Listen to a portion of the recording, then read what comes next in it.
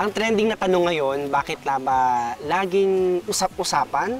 Kumbaga, ito ang laging laman ng mga kwento, ang lugar na ito. Talagang pag narinig ang lugar na ito, mapapatanong sila kung bakit nga ba pinag-aagawan? Sana all pinag-aagawan. Sana all pinag-aagawan. So bakit nga ba pinag-aagawan ang West Philippine Sea? Pag-usapan natin yan. Ang tamang pagkakataon upang Bawat kwento may kwenta. Bawat istorya, ikaw ang bida. Kwento natin. Kwentong Palawan. Welcome sa ating second episode, mga kakwentuhan. And pasalamat tayo sa mga sumuporta sa Yes. ating podcast. And Ikaw ba, salamat. ako nung napanood ko yung ating first episode, no, parang na-feel talaga natin na kumbaga level up na yung ating mga yung pagbibigay natin ng mga information. Yes. No? And this platform, no, talagang binibigyan natin ng mas marami pang mga kwento na may kwenta na pwede Correct. natin i-offer at higit sa lahat at i-share, no, all about Palawan. Oo nga. Bilib nga ako, napasok na natin ang Spotify. Wow. Yung sa ating Provincial Government of Palawan. Salamat sa ating Governor, Dennis M. Socrates, sa pagsuporta para maisakatuparan itong ating podcast, di ba? Para sa infotainment ng mga kababayan nating Palawenyo. At salamat sa lahat ng ating mga avid subscribers, no? Alam natin na isa sila sa mga nagpapalakas ng ating loob para Correct. ipagpatuloy natin ang paglilingkod at pagsiserve sa ating mga kapwa Palawenyo. Daming positive feedbacks din. Yes, oo. Thank you. Ito, sabi, galing, haha, di ko na malayan ang oras sa panonood. Wow, salamat. Salamat naman. Oo. At ito pa, go, umalayo ang mararating ng podcast nyo. Ay, salamat sa Wow, suporta, oo. nakakakilig. Salamat sa lahat ng mga patuloy ninyong pagsusuporta. At higit sa lahat, no, thank you very much to the Provincial Information Office ng ating provincial government. Alam mo, ibang setup natin ngayon at kung mapapansin mo, nandito tayo sa nafe-feel natin ng fresh air. Correct, yun nga, Nafe-feel fresh natin air. ang malamig at syempre naririnig natin ang lawis-wis ng kawayan. Wow! Nandito Ang po sarap tayo po ngayon dito. sa Dang Marias. Garden and Resto. Yes, Okay. come visit here. Ang sarap po dito. And salamat din pala sa mga susuporta pa, sa mga makikinig pa nitong ating podcast, ano? At saka talagang pinapromote natin yung ating kwentong Palawan na ito, no? Kasi yan, sinasabi natin, ang kwento na to ay kwento ng bawat Palawenyo. Ibibida natin sila, no? Ibibida natin ang galing at husay ng Palawenyo at higit sa lahat, Ang ganda ng Palawan. ang ganda ng Palawan. Correct. Speaking of mga kwentong may kwenta, maraming kwentong may kwenta ngayon sa social media. Yes. Bumibida ang mga Palawenyo at Palawenya. That's right. Number 1 na dyan, si Miss Pearl Hung. Oy, napanood ko yan. Oy, congrats, Trending din Miss talaga. Pearl Hung. Trending. Oy, congrats. Palakpakan natin si Miss Pearl Hung. Nakita ko, narinig Best ko in rin. national costume. Oo. At saka, yaman din lamang yung kanyang costume na ibinandera doon sa international stage. Correct. Ay ang Ating tandikan, Oo. Palawan Peacock Pheasant. Endemic yan dito sa Palawan. Kaya Ang, nakaka-proud, no? Talagang pinakita niya ang pagiging Palawan niya sa international scene. alam mo, bibihira lang tayo makakita ng mga ganyang mga pagtangkilik, no, yung paggamit ng mga natin ng mga endemic species na particular dito sa Palawan. Ang sinasabi natin yung Palawan Peacock Pheasant na yan, or in scientific name, kasi yan nung college ako. alam mo ang scientific name, yan. alam mo kasama siya, nung college ako kasi, part yan or parang project namin yan sa feature story, sa specialized broadcasting namin. Wow. So, ito yung feature namin, yung Palawan Peacock Pheasant. So, Polyplectrum enfanum. Wow, nosebleed! Oo. Ang galing. Yes. Tandaan mo pa rin, ha? Oo, at saka maganda maganda yung yung peacock na yan, yung particular na species na yan. At higit sa lahat, iyan din ang official seal ng Puerto Princesa. Correct. Oo. Oo. Kaya share din natin sa kanila. Yung, di ba makikita mo, pag nag-open yung kanyang, tawag dito? Yung sa tail Yung niya. sa tail niya, oo. mayroon doong mga dots or parang colorful color blue na parang 66. 66 Kung to bibilangin represent the natin, 66 barangays ng Puerto Princesa. Princesa. Yun yung ano natin, yung base doon or based doon sa mga info na nakalap natin from the city government. Speaking of trending, trending din yung story ni Gov when he visited the Pag-asa Island. Yeah, that's right. And kasama tayo doon, napagbigyan tayo Oo doon. nga, di ba ako sinama? Grabe ka ha. Oo, pero sige, pag-usapan natin yan. And trending naman talaga ang West Philippine Sea, gaya ng sinabi natin kanina. Ano nga ba ang meron muna sa West Philippine Sea? No? Bakit siya pinag-aagawan? Bakit siya kaagaw-agaw? O bakit na lahat ng mga, hindi lang bansa, no? hindi lang, pati ibang mga tao, and even Filipinos, no, nagtatanong kung bakit ano nga ba ang meron. Kasi hindi lahat ng ating mga kababayan dito sa Palawan ay napuntahan na yung West Philippine Sea or yung Municipality of Kalayaan. Municipality of Kalayaan, that's one of the municipality in the province of Palawan. Kasi meron tayong 23 municipalities, so isa lang ang Municipality of Kalayaan. Okay. Pasmak sa ba? Paano nga ba? Ano nga ba yung yun yung tanong kung bakit pinag-aagawan si West Philippine Sea? Ano yung meron sa kanya? Ano yung mga features na meron doon? At naririnig lang natin, napapanood sa national TV and even international news na very controversial si West Philippine Sea. Pero marami pa tayong dapat malaman about West Philippine Sea. Okay, ilatag muna natin yung iba pang mga operative words para mas malinaw sa atin. Bakit nga ba pinag-aagawan ng West Philippine Sea? So, una, fact number 1, UNCLOS. Wait lang, UNCLOS. Yun ba yung parang sinarado muna? Yun UNCLOS means United Nations Convention on the Law of the Sea. Okay, ayun. So, sinasabi ng UNCLOS na ang bawat bansa mayroong EEZ. Okay. Ano ba tong EEZ na to? Wait lang, yung EEZ na yan yung kapag natutulog tayo, yun yung sounds na naririnig natin. Last mo na yan.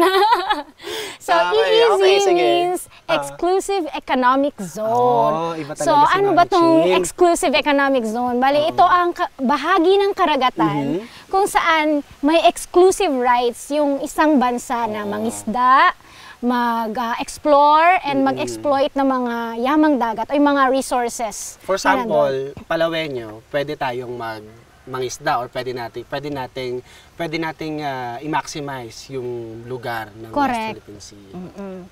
Kasi ang West Philippine Sea o yung WPS ay pasok sa ating 200 nautical miles na EEZ. So, atin talaga yan dahil pasok yan sa ating teritoryo. Sa atin yan Tandaan niyo yan. Sa atin yan. Pero huwag kayong malilito kasi ang West Philippine Sea ay great part siya ng bigger ocean na South China Sea. So, yeah, but WPS is part of our EEZ kahit na part siya ng mas malaking South China Sea. And dito nga sa WPS, dyan matatagpuan ang Scarborough Shoal na malapit sa Zambales and itong malapit naman sa atin dito sa Palawan yung Kalayaan Island Groups. Oo, yung KIG natin. Yes. And dyan mayroong 7 islands and may 2 reefs. So, dun sa 7 islands, nandiyan ang Likas Island, Giant Sea Turtle Sanctuary daw yan, and Lawak Island, marami namang mga ibon dyan, Kota Island, and yung other 4, meron akong mnemonic device dyan 4-piece. Wow. Mnemonic device. Okay, sige. 4-piece. Number 1, Patag Island, Panata Island, Parola Island, and then the 4th one, Pag-asa Island. So, yung Pag-asa Island, yun na yung biggest island among the KIG, yung sa Kalayaan Island Group. That's right. And that's the only one barangay in the Municipality of Kalayaan na merong naninirahan ng mga residente. Yes, correct. And ang saya nga, naka-visit ko doon. Sige, pag-usapan natin yun mamaya. I-share natin sa kanila kung ano yung experience natin doon sa Pag-asa Island. May 2 reefs din dyan sa KIG natin, di ba? Ang Rizal Reef and Ayungin Reef. Okay. So, ilan yan sa mga actually hindi natin napuntahan yan yung mga reefs na yan. Isa lang napuntahan natin which is the Pag-asa Island. Pero siguro sa mga susunod pa na opportunity, no, mapupuntahan natin yan. Mapapasyalan na natin And we want to yan. experience yung ganda nung mismong isla. Kasi pag-asa pa lang, kumbaga, busog ka na eh. How much more yun doon pa sa ibang mga areas, no, Correct. ng kalayaan. So bakit nga ba pinag-aagawan ng West Philippine Sea? Alam mo, Chin, with over 3,000 species and 600 species ng coral reefs, sino nga ba Napakayaman. sino ba naman yung hindi gugustuhin, 'di ba? Oo. Oo, napakayaman, no? Pag sa marine life ang pag-uusapan, napakayaman ng West Philippine Sea. At higit sa lahat, ang isa itong yaman ng Pilipinas, no, na kung saan marami tayong resources na pwedeng ma-enjoy, no, ng mga Filipinos diyan sa West Philippine Sea. Kung kaya pinag-aagawan talaga siya. Correct. Well, aside from that, no, meron din diyang reserve ng natural gas and oil. Kaya sobrang yaman, kaya maraming nagkaka-interest. Yes. And ang kasi ang South China Sea ay siya, importante siyang shipping lane. Yes, that's Daanan ng mga barkong pangkalakalan. So kung sino yung magko-control doon, right. may kapangyarihan. Kaya ginugusto ding angkinin ng iba ang West Philippine Sea. Ba't nga ba ako nakapunta ng Kalayaan or Pag-asa? Buti pa siya. Di mo Oo. kasi nama eh. Hindi, kasi ganito yun. Meron kasing project yung partnership with the provincial government, municipal government ng Kalayaan, and the Western Command. So meron tayong parang reels, no? Yung reels, Oo, yung yung pa-contest nyo. online competition. So yun na yung trending kasi ngayon. So mayroong competition which is the reels competition for content creators and influencers for those who want to join. So nung Ganda yan, nag-announce tayo ng call for entries. So isa sa mga kumbaga ang tawag dito, privilege or opportunity na pwedeng ma-enjoy ng mga finalist or sasali is dadalhin sila mismo ng Westcom doon sa Pag-asa Island or sa West Philippine Sea. So, yun nga. So, nag-materialize and then yung 10 finalists natin from mga local content creators natin, mga students, may mga students tayo na mga sumali, may mga amateurs tayo na sumama, na nakisama at nakilahok. Very successful, no? So, itong pinaka-main goal talaga ng project natin in partnership with the provincial government ay mas maipakilala pa, no? Mas ma-advocate pa. Correct. Anong meron sa West Philippine Sea?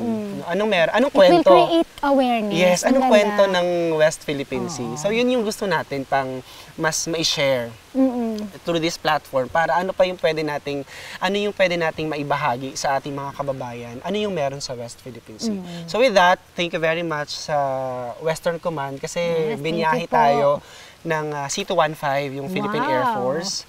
At we are very lucky kasi that time, no, sinama natin yung 3 personalities. So si Governor Socrates, our beloved Governor Dennis Socrates, the municipal mayor of the Kalayaan, Mayor Robert Del Mundo, and the Westcom commander. Talagang from Manila, nagbiyahe pa si Westcom dito sa that time para makasama si Gov, no? Si Gov Kasi at saka si Mayor. napaka-importanting mapuntahan ang Pag-asa Island. So yun, sinabay na rin yung pag-visit, yung pagpangangamusta doon or ugnayan sa barangay, doon sa mga kabarangay natin sa Kalayaan.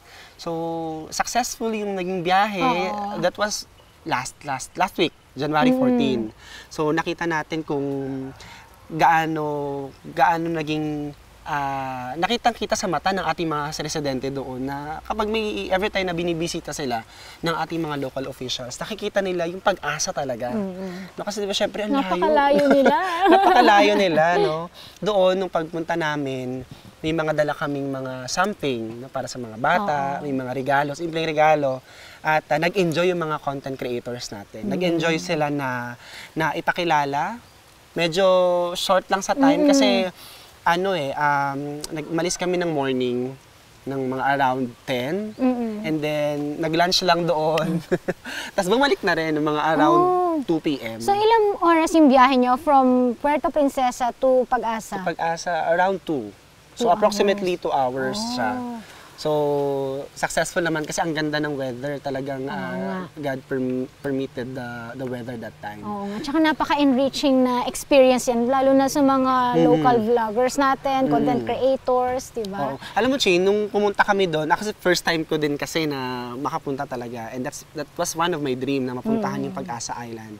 So, pagpunta namin doon, may mga structures. So, meron tayong airstrip doon. Oo, which is larger than the island itself, di ba? Mas mahaba mas siyang mahaba pag siya. Nakikita ko lang sa mga pictures. Yes, oo. And maganda. And may mga structures na rin tayo. May mga buildings na tayo doon. No. Actually, may mga national agency na rin tayo doon. Like DNR, meron na doon. Yung ating mga armed forces. Like, syempre, yung ating Air Force, yung Navy natin, yung Marines natin, and even our PNP and Coast Guard ay talagang nandoon to really secure our territory. So, nakita ko sila doon, talagang, kumbaga, matuturing na natin ng mga bayani itong mga to. Matuturing na natin ng mga bayani. At saka doon sa message ni Gov, napaka-inspiring ng message niya, no? Kumbaga, sabi niya, yung mga residente daw doon, kumbaga, yun na yung magsisilbing resibo, ebidensya na nasa atin talaga ang West Philippine Sea. Yes. And parang ano yan yung pagpunta nila doon, yung paninirahan nila doon, it's like a sacrifice din, di ba? That's right. Para sa pagpapatibay ng ating soberanya. And alam nyo ba, mga kakwentuhan, dyan sa Pag-asa Island, may free public wifi. Yes. Malakas yung signal nila dyan, Totoo. kahit ang layo-layo nila. That's right, totoo. Thank you very much to DICT or Department of Information and Communications Technology at naglagay sila ng free wifi dyan. Yung supply ng kanilang kuryente doon ay sapat, no? Sapat para pailawan, bigyan ng kuryente yung mga kabahayan doon. No? Bihira ang blackout doon. Bihira ang blackout doon. Pero physically, yung ang households or yung residente talaga nasa more or less nasa 200. Oo, may mga estudyante rin tayo nakita doon.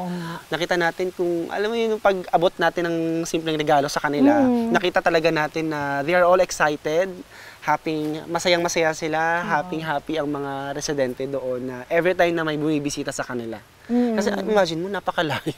Napakalayo sa Kabayanan, napakalayo sa Puerto Princesa. Pero syempre, inaalagaan din ng government ang mga kababayan natin dyan sa Pag-asa Island. So, yun nga, in terms of utilities, basic utilities, nandyan, may kuryente, may tubig. And ang alam ko, napanood ko sa documentary, monthly nagbibigay din ng bigas sa mga residents. May mga may mga terms and conditions lang din ang local government unit doon sa mga residente natin. And at syempre, may ilan din sa mga projects din na nagmaterialize from the national government. Kaya sabi natin, kumbaga, pag sinabing West Philippine Sea, hindi pwedeng hindian ng national government at higit sa lahat ng provincial government natin sa Kapitolyo. Para sa kabatiran ng ating mga kaibigan, ng ating mga avid fans na napapanood at napapakinggan tayo ngayon, ang provincial government, through the effort of the provincial government, ang Department of Transportations ay meron na naisakatuparan or nagmaterialize na project. Yun yung sheltered port. Yes. Kasi napakahalaga ng sheltered port na to. Kasi to uplift the economic activities. Kasi syempre isla siya. Iisla siya, so kailangan natin ng maayos na daungan. Correct. Ng mga sasakyang pandagat. Aside from that, nakausap ko kasi yung ating head ng Provincial Engineering Office. Aside from that, aside from the practical utility, kasama na rin doon yung target na nila na mapaano yung resiliency. Yes, Climate that's right. resiliency. Kasi it will enhance, yung port na yon, it will enhance its connectivity sa mainland. Yes, Halimbawa, that's may right. typhoon, through the sheltered port, mas madali silang mapupuntahan. Correct. Pag magbigay ng rescue or ng mga relief goods, hindi naman natin hinihiling na ganun, but at least we are ready. And yung sheltered port na yan, somehow it's also a symbolic, sabihin natin, a symbolic stand na atin ang West Philippine Sea. Yes, Atin that's ang right. Pag-asa Island. Oo. Oo. Na, through that na ipapakita natin ang ating soberanya. Correct. Na-assert natin ang ating sovereignty. Correct, that's right. At saka ano yan, no, 3-phase yan, yung sheltered port. So, completed na yung sheltered port phase 1 and 2. And ongoing pa yung construction ng phase 3. So, This March na daw yan matatapos. this March, hopefully Oo. matapos na siya. And it really helped doon sa pagbibigay ng malaking opportunity sa sinasabi natin na pagpapataas ng kalidad ng ekonomiya ng kalayaan. And speaking ng economic activities, nako, we are very glad kasi napaka ano na ngayon, very dynamic and proactive na yung LGU when it comes to tourism development program. Yes. Oo. Nakita ko nga sa page nila, sa FB page Oo, nila, may mga naku. pakulo. Marami na silang pakulo ngayon. At hello pala kay batiin natin, sana nakikinig siya at napapanood tayo. Kay Sir Ken Hupanda, yung kanilang tourism officer. Hello, sir. Oo. Yun, doon sa mga nirelease nila ng mga projects and programs na nagmaterialize. Nakaraang taon, nag-launch sila ng parang special activity, tourism-related activity. Ito yung Kalayaan Expedition. No? So, sa Kalayaan Expedition na to, parang pilot, no? Piloting the tourism activity in Kalayaan. So, exciting, di ba? Oo Exciting. nga. Ano sinakyan papunta doon? Actually, partnership kasi ito eh. Kumbaga, tinap ang lahat ng mga government agencies, ang Coast Guard, nandyan, ang Navy, ang ating ang Westcom ay naandyan din to help, no? Siyempre, kailangan secured yung ating mga turista na bibisita Correct. doon.